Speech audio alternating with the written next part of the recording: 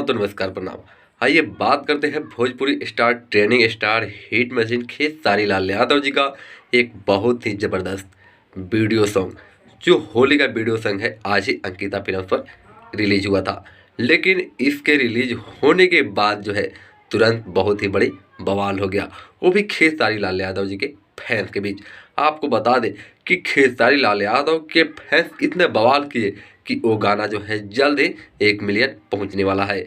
आपको बता दें कि इस होली सॉन्ग को खेसारी लाल यादव जी के चाचा श्री कृष्णा बेदर्दी जी लिखे हैं।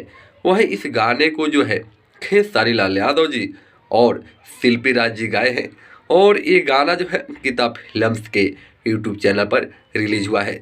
इससे पहले आपको बता दूं कि इस गाने को जो है इतना ज़्यादा प्यार दीजिए कि विरोधियों को जो है खप्पच्चे उड़ जाए, क्योंकि ये गाना इतना ज़बरदस्त बनाया गया है।